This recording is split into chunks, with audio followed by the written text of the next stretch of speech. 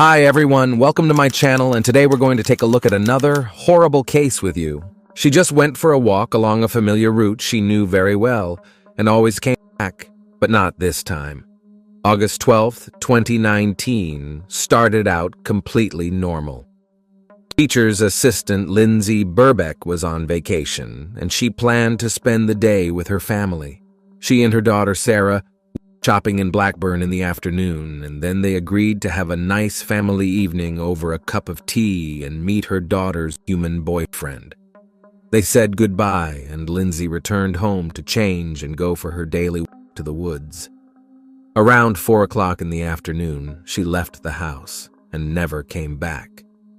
Let's delve into this sudden disappearance and try to figure out why this particular day tragedy happened and who is to blame. The events are set in the town of Blackburn in the county of Lancashire in northwest England. The town is located in the southern part of the county on the Blackburn River by the Leeds-Liverpool Canal at the junction of 4 railroads and near rich coal mines. Blackburn is renowned for its natural environment and has 4 huge wooded parks. Lindsay separated from her husband, Tim Burbeck, in July 2018. But they continued to live together in Clapton until March 2019. She then moved to her new home on Burnley Road in Hancote. Lindsay cared for her 2 adult children, Stephen, 20, and Sarah, 17. She worked as an upper-grade teacher's aide at Acton Hill Elementary School in Burnley and loved being surrounded by children. Lindsay was a talented artist who could go the extra mile to create the most amazing props for school productions and plays. On the fateful day of August 12th, she went for a walk in a wooded area known as Coppice, near her home in the village of Hancote on the outskirts of Accrington, and disappeared. At the appointed time, Sarah and her boyfriend Brandon arrived at Lindsay's home, but no one answered the door. Sarah became worried, as it was out of character for her mother to forget a scheduled tea party. She tried several times to contact Lindsay, but no one answered the phone. Sarah then sent her a text message that read, "Where are you? We sat outside for an hour and called 6 times. After receiving no response, Sarah sent another text message with a series of question marks, but again received no response. After waiting outside Lindsay's house for an hour, Sarah called her father, Tim Burbeck, to let him know her mom wasn't home and wasn't answering her phone. Tim took a frightened Sarah and Brandon back to his house. Near midnight, Sarah and Tim headed to Lindsay's house again, but with a set of spare keys. To their dismay, she never showed up. Inside, the house seemed quite ordinary and showed no signs of any incident. There was no note of explanation either. At 12:11 a.m. on the night of August 13th, Tim Burbeck contacted police and told the dispatcher, "My ex-wife seems to be missing. We can't find her. It doesn't look like her." Lindsay Burbeck was reported missing. Lindsay's disappearance shook up the community. The people of the small suburb banded together and went out in search of the woman. There were hundreds of people, men and women, grandparents and people walking dogs, teenagers with bicycles, and even moms with strollers.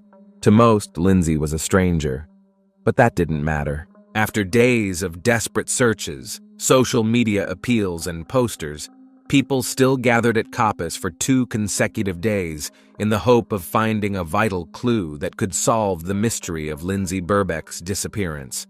After several days of fruitless searching, it was clear to everyone that the search was going to be difficult. With each passing day, the chances of finding Lindsay alive dwindled. Detectives classified Lindsay Burbeck as high risk. She had never gone missing before, and her family described the disappearance as very uncharacteristic of her. Nevertheless, the search did not stop for a moment. Locals printed thousands of posters to distribute throughout the neighborhood, while a Facebook group associated with the search quickly grew to 10,000 members. A few hours after the police appeal was posted online, the first posters with Lindsay's face on them could be seen all over the neighborhood. Within a couple of days, there wasn't a lamppost, storefront, or traffic light that didn't have a poster calling for the search for Lindsay. Police launched an investigation into the disappearance from the house, as extensive searches were carried out by specialist police officers, dog handlers, Lancashire Fire and Rescue Service, mountain rescue volunteers, and the city's search and rescue team. Drones and helicopters were also deployed to search the area covering Coppice and the surrounding open countryside for a considerable distance, including popular walking and running routes.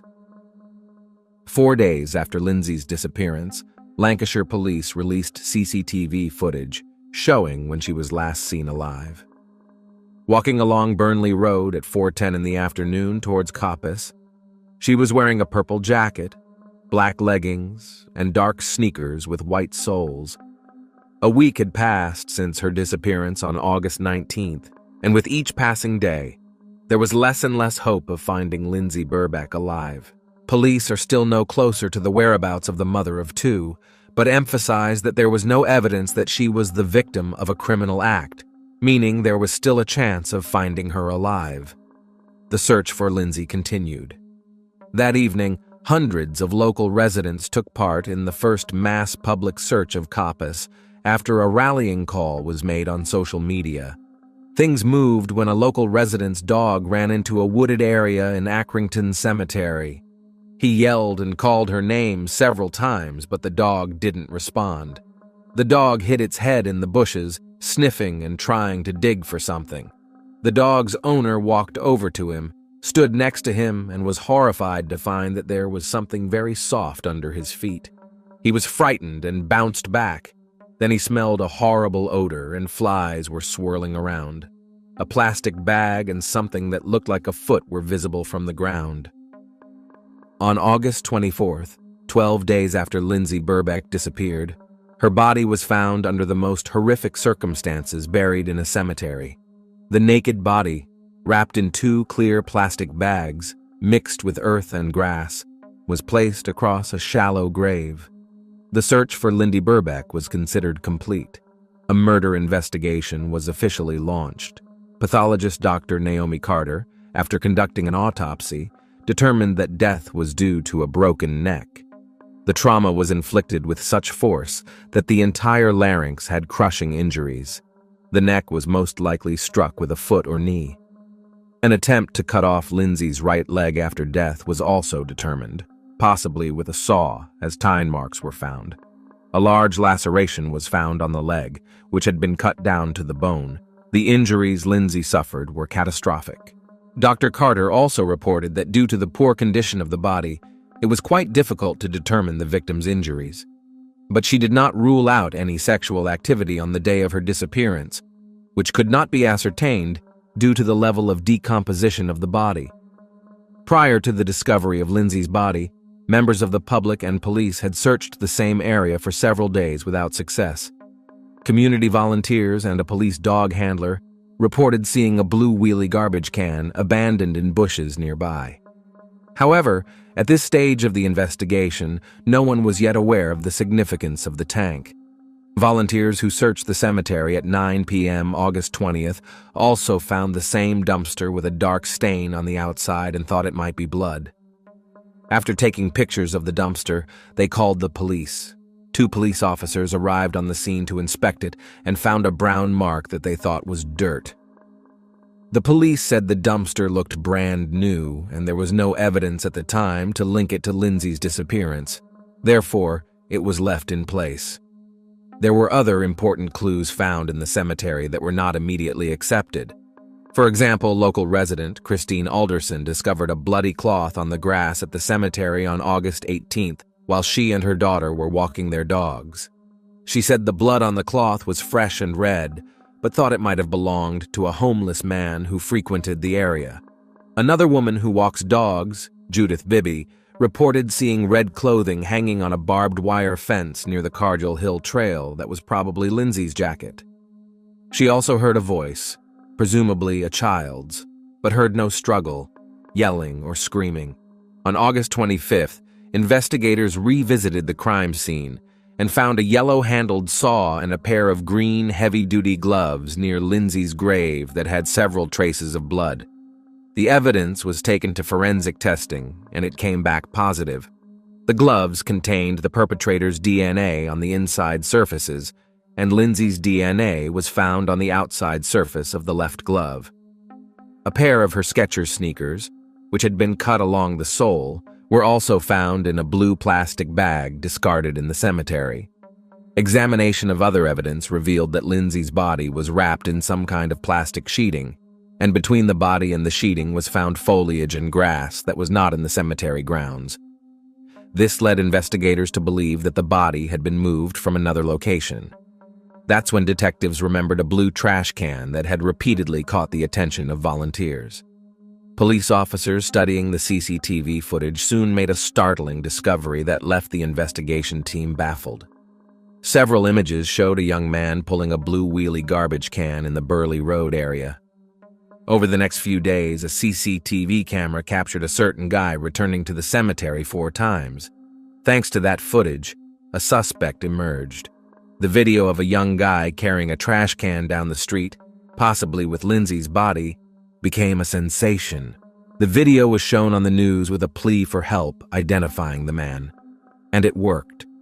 The boy was identified by shocked teachers and parents. The teen surrendered to police the same day.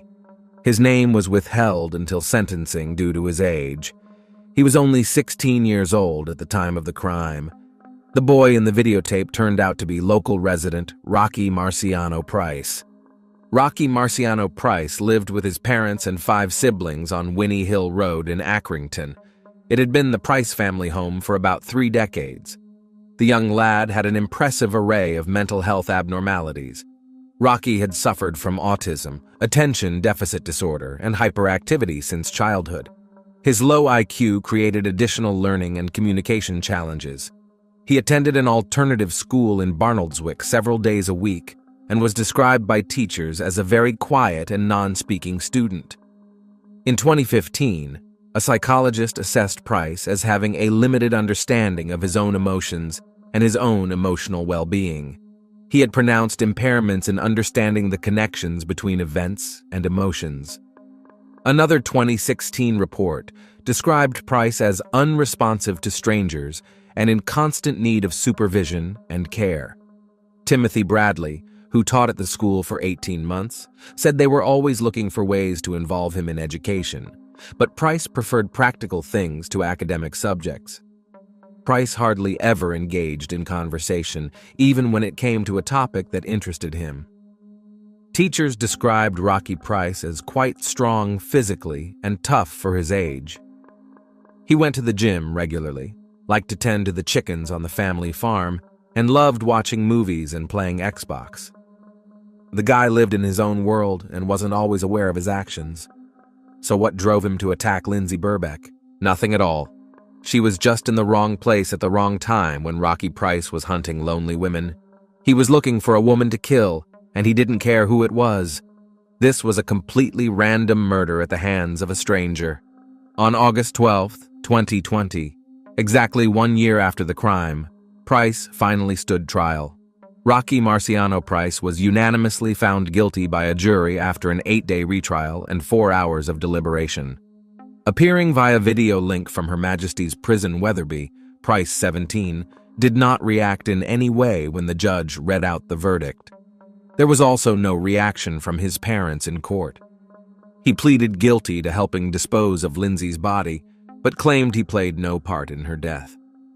Rocky Price claimed he was approached by a male stranger and asked to assist in the burial of the woman for a fee.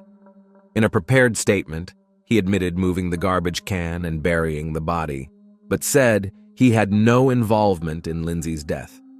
However, a search of his home in Accrington revealed plastic bags that were identical to those at Lindsay's grave.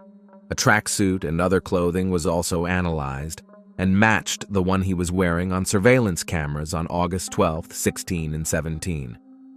Defense attorney Mark Fenhalls told jurors that Price did a horrible and heinous act by burying the woman's body in the cemetery, but he was not her killer. Despite the abundance of evidence against him, Rocky Price pleaded not guilty to the crime, but admitted to moving Lindsay's body. After 2 days of questioning, Price, through his attorney, prepared a statement to explain his movements between Coppice, where police believe Lindsay was killed, and the cemetery where her body was found. But the prosecutor affirmatively stated that Rocky Price acted completely alone. The motive for the random attack on the 47-year-old mother of two was never revealed, as the perpetrator did not even know the victim. The judge sentenced Price to life in prison with a minimum term of 16 years. He will only be released when the parole board decides he is not a danger. The judge said the attack was swift and brutal. There was no doubt the defendant sprung with the intent to kill a woman who was walking by. Just minutes before Lindsay's incident, Zoe Braithwaite had managed to get away from a hooded teenager with her hands in her pockets, walking alone on a parallel path. Her sixth sense kicked in, and the woman was instantly wary. Zoe was confused by the guy's appearance. He looked out of place for a walk in the woods for this time of year. She quickened her step and then ran away. That probably saved the woman. If it hadn't been her, it could have been someone else. And it was Lindsay. This was a premeditated attack. After missing one woman, he didn't back off his plan to attack another lone woman.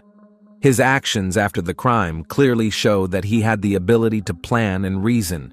His teachers told the court that he was much better at practical tasks than academic subjects. He used this ability to hide his body. Rocky Price was found to have made 2 return trips to Coppice on the evening of August 12th. The first incident occurred at 6:55 p.m. when he was seen on CCTV cameras carrying a black rucksack. Possibly in it, he was carrying a found saw to dismember Lindsay's body. The next incident occurred at 8:28 p.m. when dog walker Anthony Dewhurst was seen pulling out an already empty garbage can. This is the same spot where his grandfather, who bears his name, and other family members are buried. Without panic or excitement, young Rocky Price, acting alone, set in motion a plan to dispose of Lindsay's body by placing it in a blue garbage can like a piece of trash, and then burying it in a shallow grave in Accrington Cemetery, wrapped in 2 plastic bags. He set in motion a plan to dispose of Lindsay's body by first hiding her in a blue wheelie garbage can and then dragging her to the cemetery. Finding a quiet and secluded spot near the railroad line, he spent over an hour burying her body before leaving a saw, gloves, and a trash can at the scene.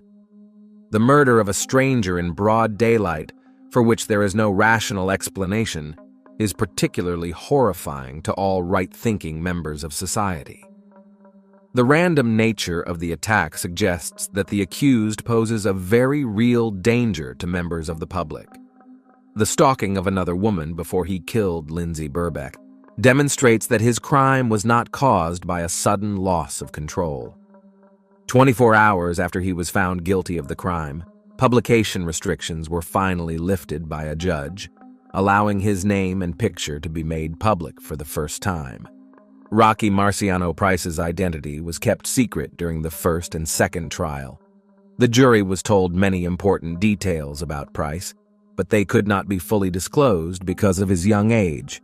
The judge rescinded the disclosure of the restrictions after the jury unanimously found Price guilty of the crime. The defendant's mental illness cannot in any way excuse or even explain his actions. After all, it is quite obvious that he realized that it was terribly wrong to kill, but did it anyway. Although fortunately such crimes are rare, they instill fear in society. However, the main question in this case remains unanswered. Why did the young guy needed to kill a strange woman, and for what? Only Rocky Price knows the answer. But he didn't answer it. Perhaps if it wasn't Lindsay Burbeck, it could have been someone else. Lindsay's funeral was held at St. Margaret's Church in Hapton on September 20th. More than 200 mourners gathered at the church as police stopped traffic on Manchester Road, while Lindsay's coffin with her body covered in flowers was carried into the church.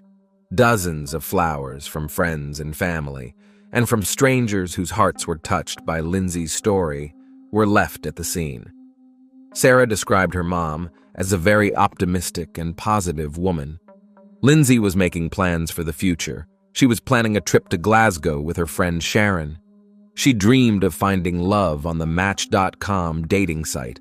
Lindsay Burbeck planned a long and happy life for herself and looked forward to the future with optimism. But all those dreams were interrupted one sunny summer day.